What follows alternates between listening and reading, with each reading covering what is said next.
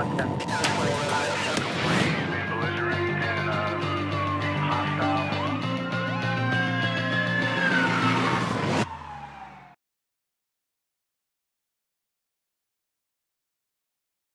I'm David Roger, General Counsel for Las Vegas Police Protective Association.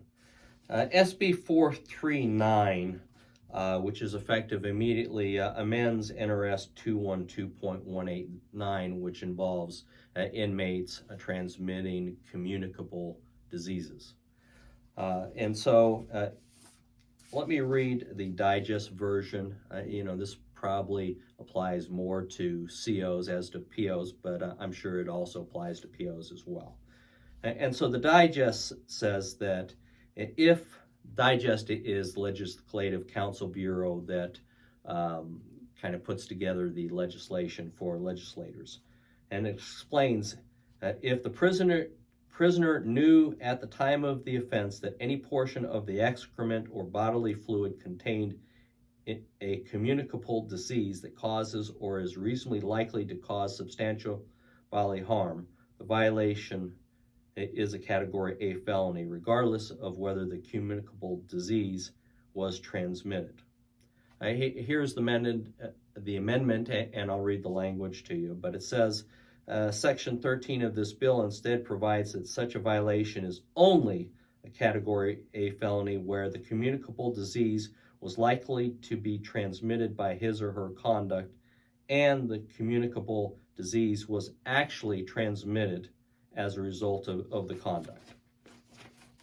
And so the language was changed as follows. This is subsection 4.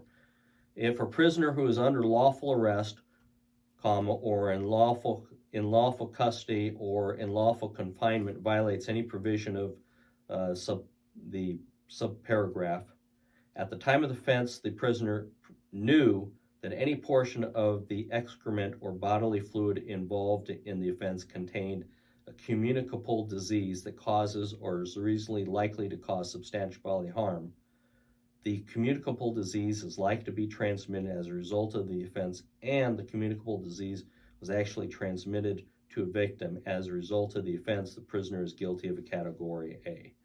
And so I guess the uptake to that is that the person has to actually transmit a communicable disease when he or she spits on you or expels some bodily fluid. I'm going to include a copy of this statute so you can review it, but that is the amendment to the statute, and obviously it appears that it makes the prosecutor's burden a little bit more difficult. Thank you. If you have any questions, contact me at droger@lvppa.com. 111, 110.